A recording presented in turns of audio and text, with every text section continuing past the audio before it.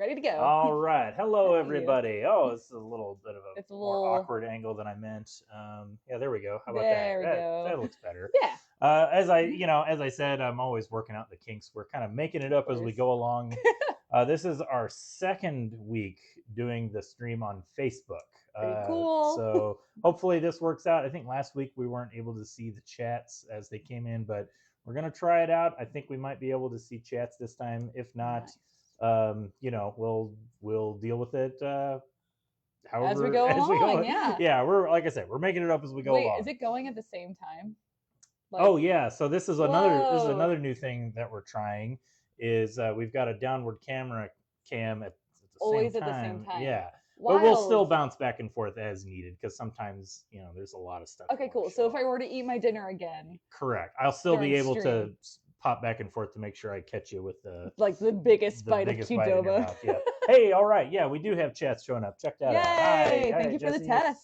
Okay, good. Well, let's. Let's get I guess we'll just started. get started. And you know how I like to start these. How do you like to start these, Aaron? I like to always start with a facsimile reprint because I figure this is a new comic book stream, so why not show off reprints of books from 50 years ago? Yes. And but I'm always excited when they do these facsimile reprints, especially DC. I'm happy when Marvel does them, but I'm not as happy as when DC does It's them the because paper.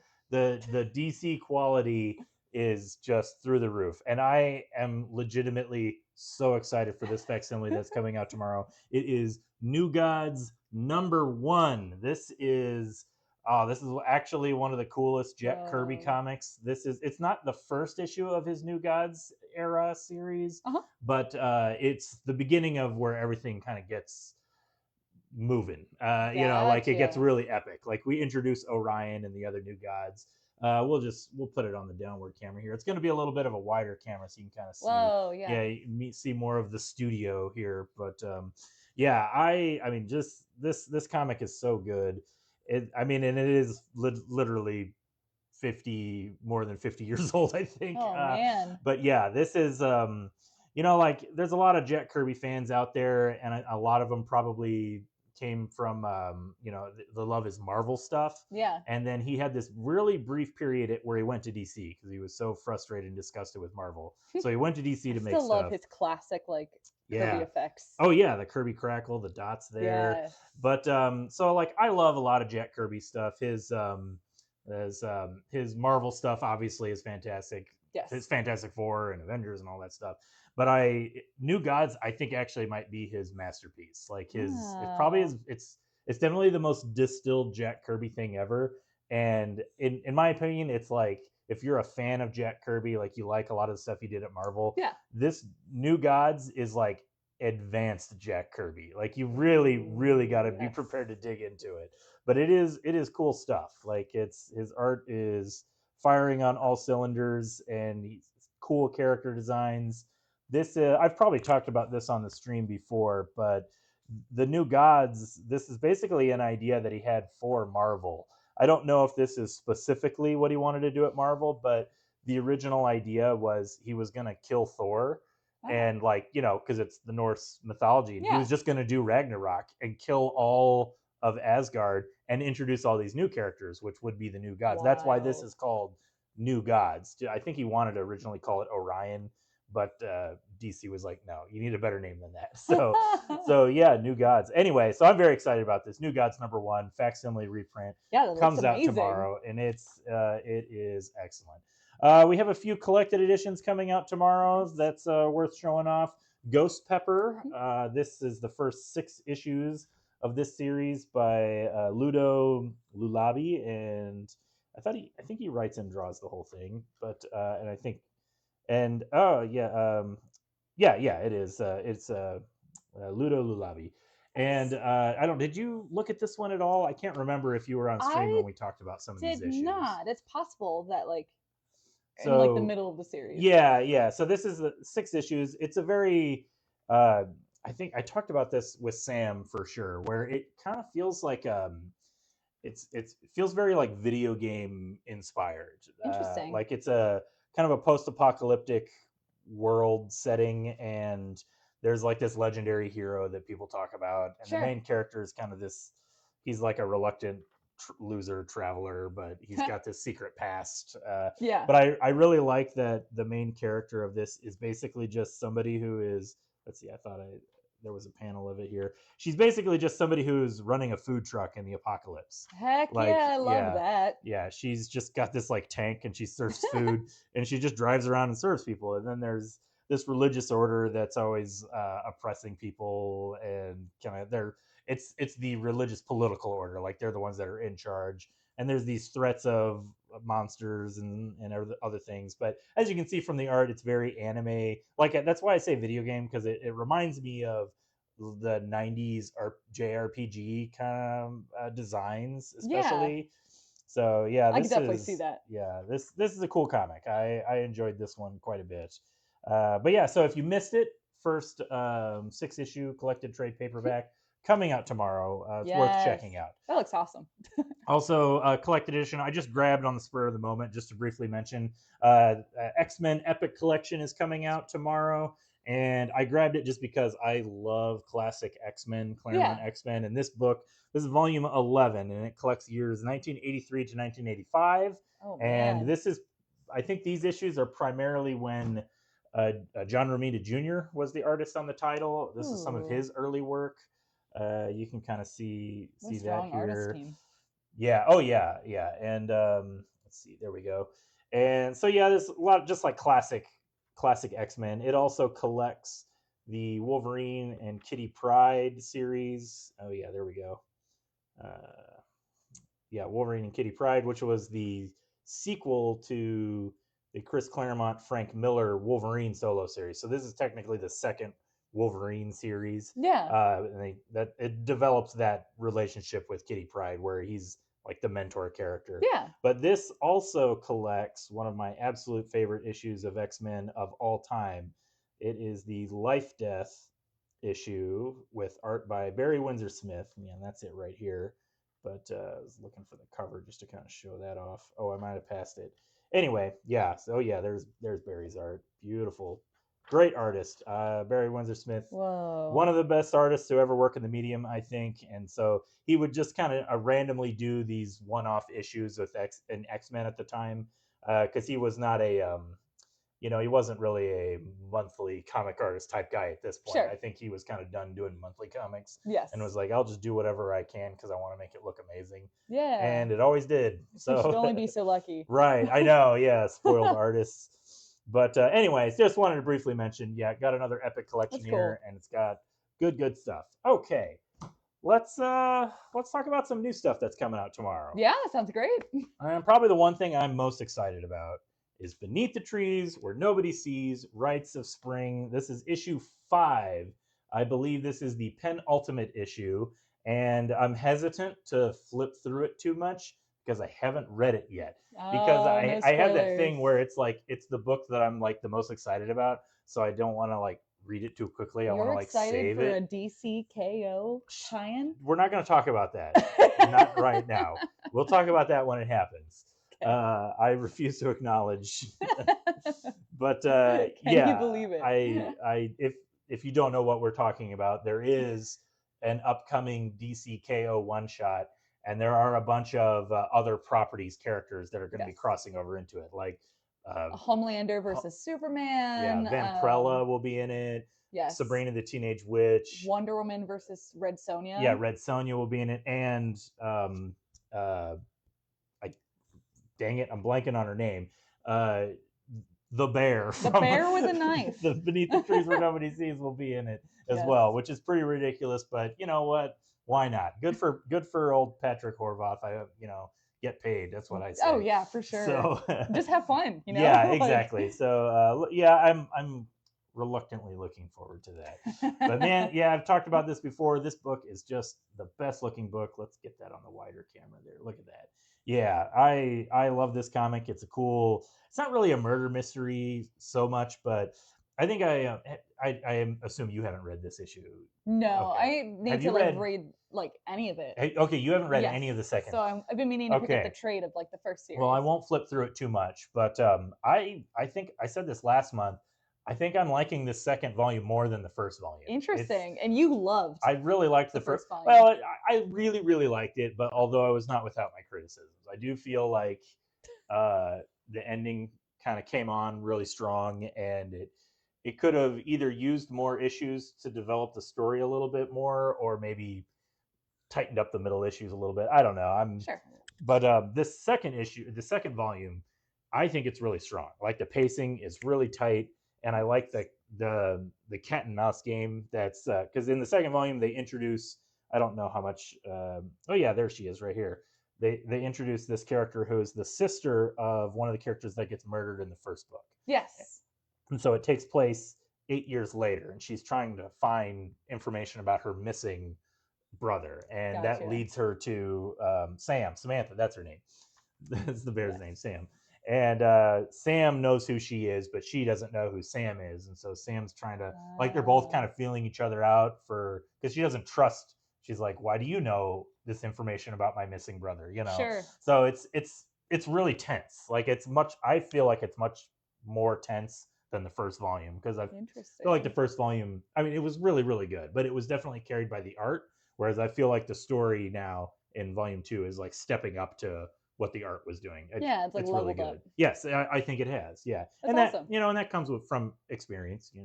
Making more and more comics. But anyway, so yeah, very excited about that. I have a few more books in my regular poll that I might briefly mention. There wasn't a ton of new stuff that like really really grabbed me. I think this week it was a lot of stuff that's just been kind of coming out pretty regularly. But I see you have something there. Yes, that's I pretty do. new. Let's show that off real quick. So this is very cool. I saw that, and I'm glad you grabbed it because I didn't. So we have not one, not two, but 3 Mega Man comics coming out tomorrow, which is insane. Do you know what that's about? Because I didn't look into it. Okay, so over the past year, I think starting last May, they've been doing a Mega Man timeline series. Yes. So it's interesting. They've labeled it as a series, and it's like marked as such in like the different catalogs. But it's basically just a collection of one-shots. It annoys me so much when publishers do that. Yes. And so basically it's like going over like the different, like there are different timelines in Mega Man, like over the course of like a few centuries. Oh yeah. Any true Mega Man fan knows all about that. Yes.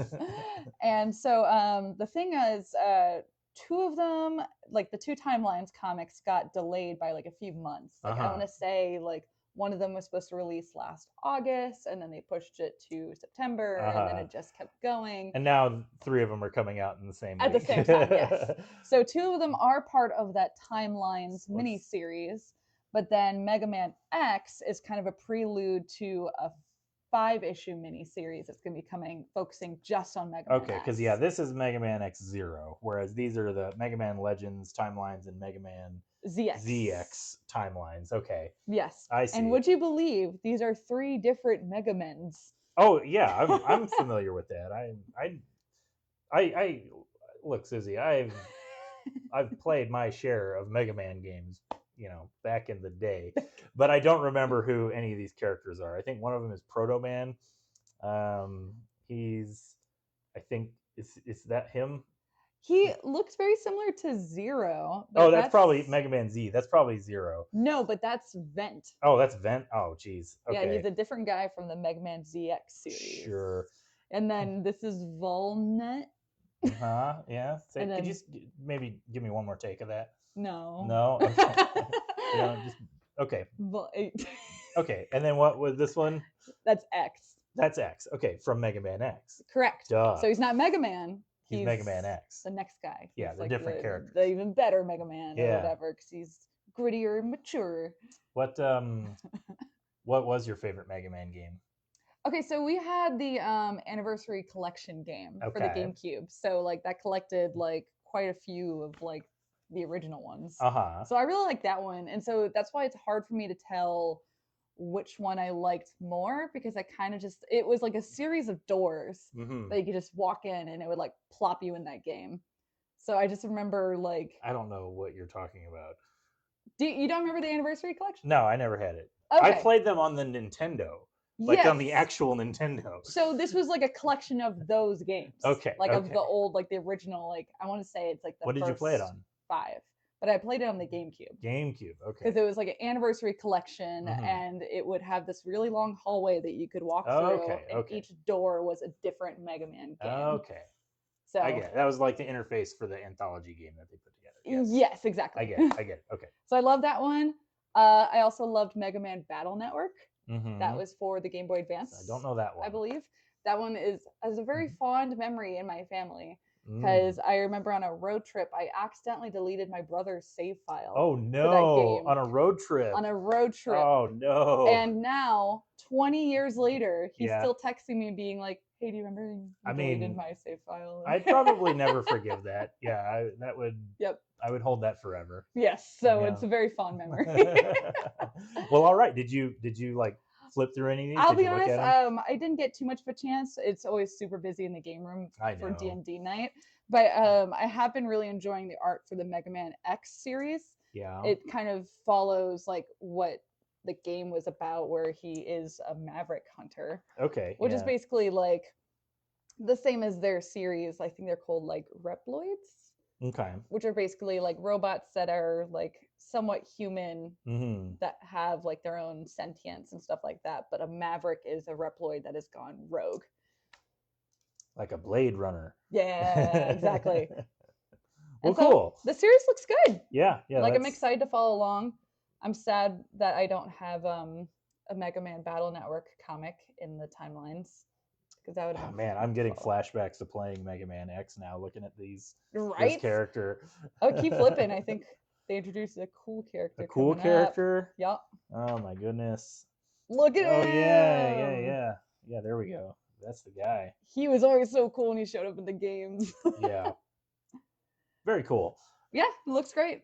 And I think they're also going to have like a free comic day, like Mega Man comic. Oh, nice. This year. So excellent. I'm excited to see where it goes. Well, very I know cool. there was like quite a bit of controversy with like all the delays with the books. I'm sure there was. I mean, yeah. I knew, because I just assumed it had finished. You know, it had been so long. Yeah. And also they were all just like #1 issues, so you had no sense of like how many issues you were supposed to expect. Yeah, and like all of the series, like it was just one and done in the book, so it wasn't really like a cliffhanger leading into something else. Yeah. But yeah, I'm glad that they yes, that is exciting. Very cool. Yes. Few other things. I guess I'll just briefly mention stuff from my poll that I really enjoy. New issue of Supergirl comes out tomorrow, issue number 9. This issue is written by Sophie Campbell. She has not done the art in the last couple of issues, I think. Maybe she did one, but it seems like there's been a fill-in artist like almost every other issue now, maybe every 2 issues. And you know what? Drawing comics is hard. I know you wouldn't know anything about that, Susie, but yeah, neither would you, right? No, you're correct. But yeah, this is I like this issue. It's because it starts with like a simple premise where.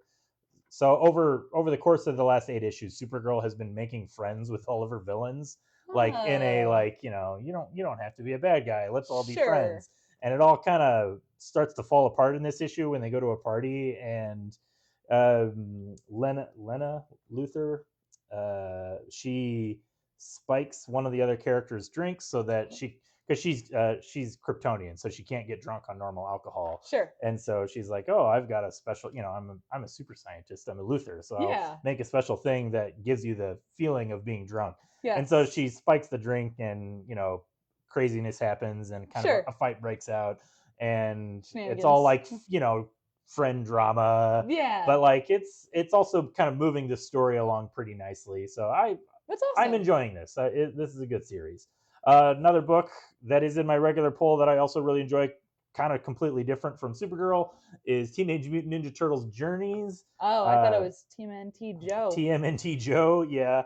One thing that's really cool about this, I know I've talked about this series a lot. This is reprinting the 4th volume of the Mirage series, which is that was the series after Kevin Eastman had cashed out of the Ninja Turtle franchise. Okay. So it's just Peter Laird, but then he brought on this other artist, Jim Lawson, to kind of help him do it. And I like that this cover is the front page like the first page, just like cool. they did a painted version of it. Yeah. And that's pretty neat. Like that's kind of, like, the inking in that is awesome. Yeah, I really, I mean, that's all Peter Laird. Like, I really like the look of his black and white inked books. Like, they're very cool looking.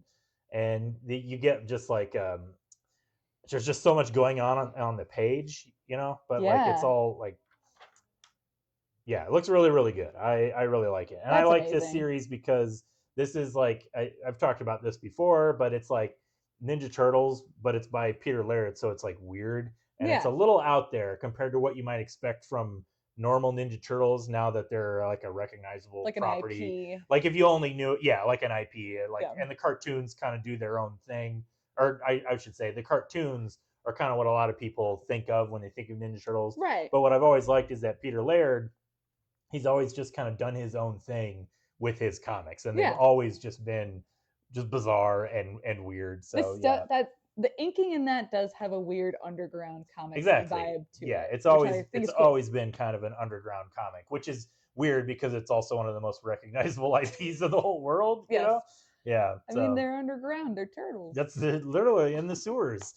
A few other things coming out. I'm not going to show them off too much, but there are not one, but 2 G.I. Joe books coming out tomorrow. How blessed! We are spoiled for choice this week. Spoiled for G.I. Joes. This is if you are confused, there is the regular G.I. Joe: A Real American Hero series written by Larry Hama, continuing his original run that he started in 1982 with G.I. Joe #1. This is issue 324. Yeah, I think it's great. So I am enjoying this series quite a lot. I should. You're right. As somebody who has read G.I. Joe a lot as a kid, I just think it's really cool that it's the original creator still being able to keep it going and tell stories, and it's all one long continuous story. Like even even a lot of like Marvel and DC books, they don't really keep it together that long. Like there's reboots or at least not over the course relaunches. Of so many decades. Exactly. Yeah. There's always another crisis on whatever. Yeah.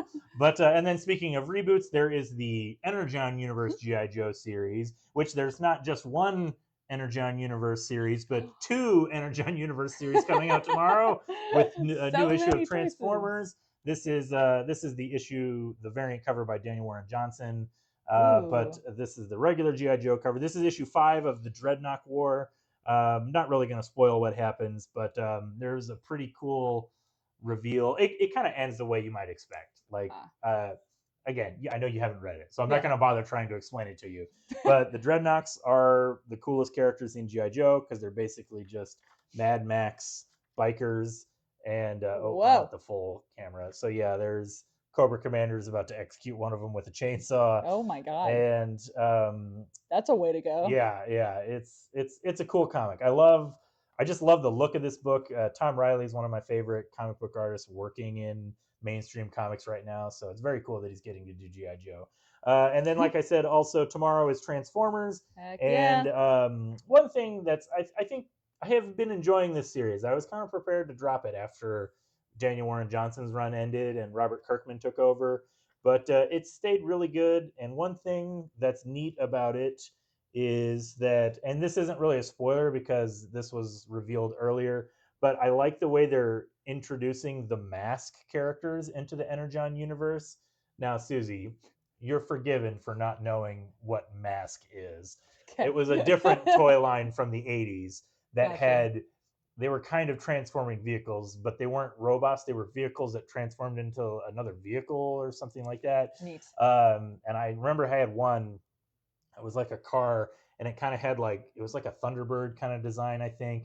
But it had the doors like a DeLorean that flip up kind of, but then they turned into wings and it could fly. Anyway, so it's really cool. I think that they're incorporating. Man. I hope we get a series like this, but with Polly Pocket or something. That would, you know what? That'd be kind of neat. And then also, Mighty Max, crossover Polly Pocket and Mighty Max. Come on, how is that not happening? You know what? Let's get started on it. Yes. Let's make our pitch. All right. Well, screw pitching. We'll just make our fan comic. Perfect. But yeah, as you can see here, there's some. This is some. What was I talking about? Mask. Mask. Because like there's like the helicopter crashes in, and then it like transforms into like a jet copter thing, and zips on out of there. So yeah, I I think that's pretty neat. But I also, you definitely are the target I'm audience. the target audience. Like I'm not denying it. I'm not denying it. Okay, a few other new. These are actually kind of new things worth talking about. X-Men is back on track with their regular series, and Ooh, this cool issue, yeah, that's a neat cover. This issue this is the first issue of Uncanny X-Men after the Age of Revelation.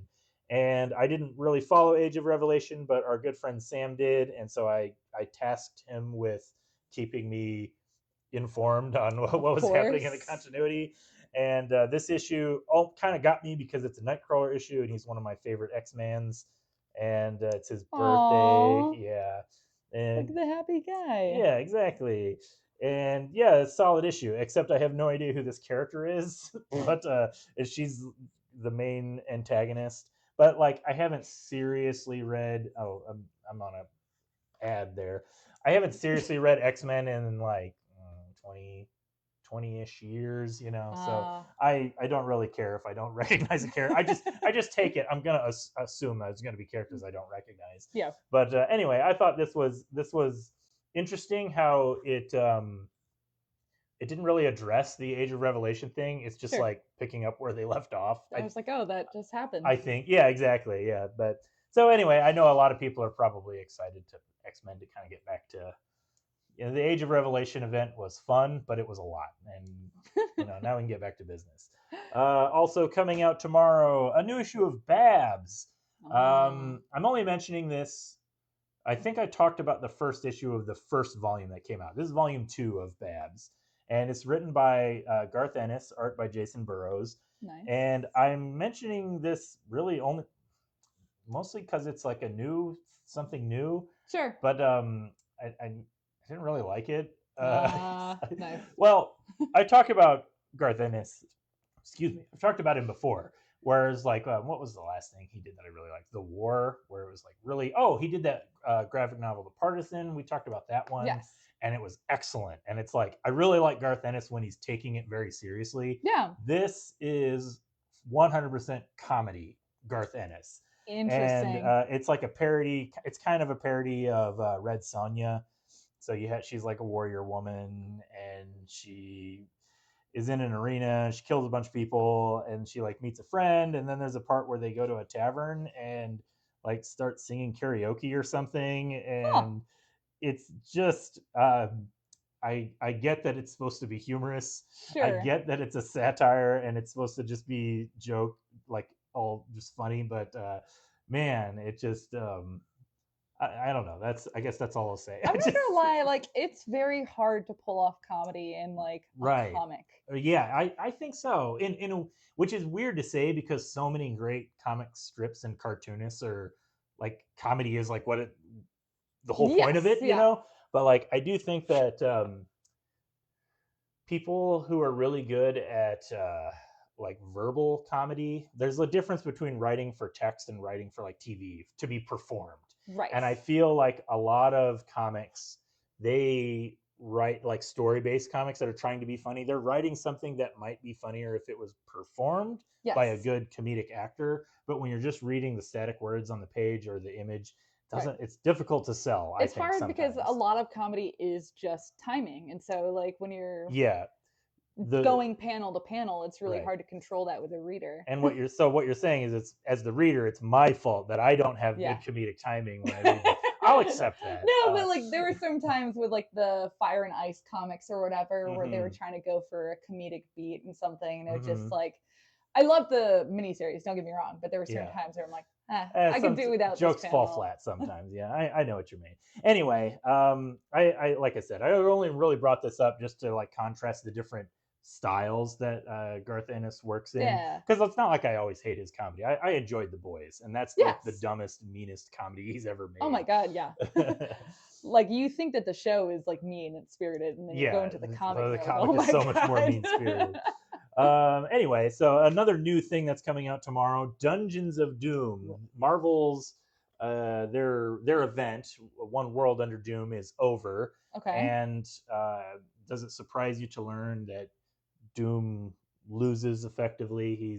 What? I know. The bad guys did not win, but I didn't follow One World Under Doom, but I did pick this up just to take a look at it. That went on for ages. It was 9 issues, so it was 9 months at least. Really, it felt like my entire longer. time at the store. It wasn't that long, but the premise of this I found pretty okay, which is basically Doom's been dethroned, and so now all these different organizations are kind of fighting to get into Latveria and get all of his stuff, basically. Gotcha. So you have like Hydra and AIM and Shield, and everybody's like, oh, we need to get to all of Doom's. It's a power vacuum. It's a power vacuum, right?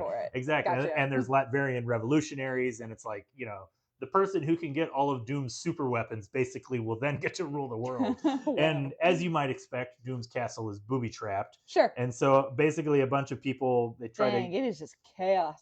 Yeah. Oh, yeah, let me put that on the fold downward. Yeah. So it's just all these organizations kind of fighting with each other to get into Doom's castle. And then, like I said, it's booby trapped, and they all get trapped in a dungeon underneath the castle where they have to basically struggle to stay alive because he's Dr. Doom, and so anybody that's just like trying to break in, they're gonna have a bad time. Was that the announcement of another blind bag? You know what? You know what? If there was one character, shut up, one character that I feel deserves to have a blind bag, I'm just saying, like, it's kind of Daredevil's whole thing is that he's blind. So I'll allow this. I'm okay with that. Justice is blind. So, wow. Yeah. All right. Well, that's good.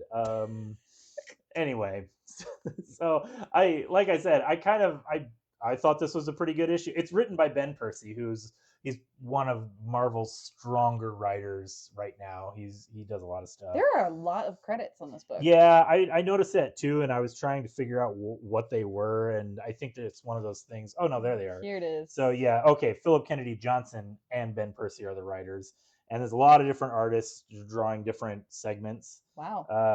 But yeah, it's a solid issue. Again, as somebody who didn't really follow the event, I enjoyed it. I thought it was all right. So I mean, that's a fun premise that like anyone can like hop into. And I think that's what I like about it is like, even if it wasn't like a aftermath of an event, if you just did a story of like a bunch of organizations trying to break into Doom's castle, that's a fun premise. That's fun. Yeah, you can do something with that.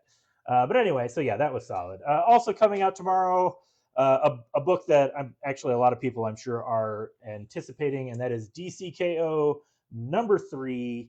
I am only mentioning it just so that if we are legally obligated. Yeah, exactly. Yeah, if you're eagerly anticipating this series, here it is, issue #3. I don't want to flip through it too much. I don't want to spoil anything.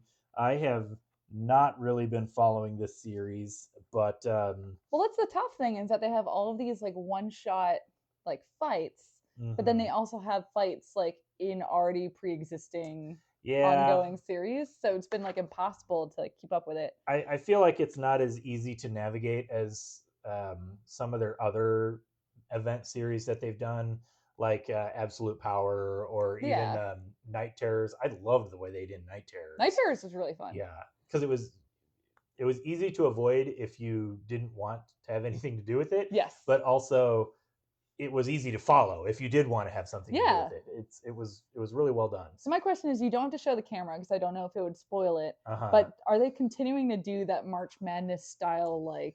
At the end of the issue, yeah. There's like you mean the like the lineup that they have. Yeah, they do it at the end of each issue where everybody's progressed at that point. So like I said, I've not really followed it. I skimmed this issue. Who do you think's gonna win? I don't care. Place your bets right now because it's gonna be really cool. At the end of the. You know who's gonna win? Whoever the writer wants to win. I'm sorry to be a spoil sport about that, but that's what it is. But there was there is a reveal at the end of this issue, which I'm glad it's only 4 issues because we're 3 issues in and I'm getting impatient because they teased at the very beginning this thing, and if you don't put it on camera. I'm not. They tease this thing that's going to happen, and we finally get the final page reveal that yes, in the 4th issue it will happen, and in my opinion, it's what everybody has been waiting for. And I will not say what it is, but so definitely come in and get DCKO number 3 to find out. Okay. Was the Mega Man's the only thing that you had? Yes. All right. I have one more issue coming out tomorrow that piqued my interest, and that is Logan Black, White, and Blood. And I really like that on the camera. You can't really see the white because it's all yes. Logan Black, White, and Blood. Marvel does these mini anthology miniseries, and they've done a Wolverine one before. But this one, I remember pulling the Wolverine one for someone. Well, this one is Logan. So this is like stories about his time before he was Wolverine or after, just when he's not Wolverine. Because as all Wolverine fans know, Logan has had many identities, and in the past and future and it's all kinds of stuff. Yeah, very similar to Mega Man. Yes. So this issue, there's 3 different stories. It's set up like all of them are. I did not read all of them because the only thing that really interested me was, well, first of all, this is a cool cover by Alex Maleev. He's a really good artist. I wish he would have done some of the interior art for this, but there's solid artists in this. As far as Marvel's anthologies go, this looks pretty good. But the 3rd story was the one that interested me the most, because it is written by, there we go. It is written by Larry Hama, who we just talked about as the guy that created G.I. Joe. Yeah. He also had an extended run writing Wolverine in the early to mid, that's cool. In the mid 90s when nobody cared about Wolverine, if you can believe it. There was a time. There was a time. Like, the character was still really popular and he was in every X-Men book, but also like the main series was nothing. It existed because it had to exist. Yeah. And so they gave it to Larry Hama, and he wrote it for many years. And actually, I think it's one of the best periods of that run, of that era of Wolverine. And so, yeah, he does a short story here that it takes place, I think it even says, sometime after Logan escaped the Weapon X facility, which is also my favorite Wolverine story, which is the Weapon X series by Barry Windsor Smith, no less. We're getting all kinds of references here. But so yeah, this is it's a good kind of a short story that you don't expect to have much consequence for the medium. Or for the ongoing like lore, I guess you should say. But yeah, he comes across this wolf and her 2 little baby cubs, and they're pretty cute. And as you can see, looks like she's been wounded in some way. And I don't even want to. It's only like an 8-page story, so I'm hesitant to say. You could probably guess here. He spits a bullet out of the mother wolf. So I'll let you infer what might have happened to the wolf and what then might happen to, or what Wolverine Logan might do. I'm already like, I can't say anymore without. This is very like Princess Mononoke too. I really liked the art in this. It does look really good, and I think what I like about this one too, as opposed to some of the other stories where they're like overly red, in my opinion. The simplicity of the white in this. I really like that in this story. The red is just blood, like whenever there's blood. Otherwise, it's black and white with this nice ink wash. But it's not like the gratuitous, like, look, he cut up a bunch of soldiers in the woods or something. It's a lot more. Yeah, it's really good. So, this is what Marvel always does. I think they're pretty good with their anthologies where they know it's like a mix of, you got a new creator in there. You got somebody that's worked on the character before. Mm-hmm. The second story was drawn by one of the Kuberts, Adam Kubert, I believe. He drew. I was surprised that he didn't do the Larry Hama story because he was drawing Wolverine with Larry Hama. Oh, so I was like, why? I thought for sure they were going to be teamed up together, but no, they're not. Yeah. But that's okay because the artist that did Larry Hama's is really good. So I enjoyed that looked beautiful. But anyway, yeah. So that's the final issue that I have for today. Yeah. Not a huge week of new releases tomorrow, but anyway. Still a lot of great stuff. Yeah. All right. Well, lots of G.I. Joes, lots of Mega Mans. There's so much G.I. Joe and Mega Man tomorrow. You're correct. But anyway, like our friend Dan says, there's comics out there for everybody. So come on down to Fantasy Books and Games, buy some comic books. You can talk to me and Suzi about it. That's one of our favorite things to do. Yes. And all right, we'll see y'all next time. Bye. We'll see you guys.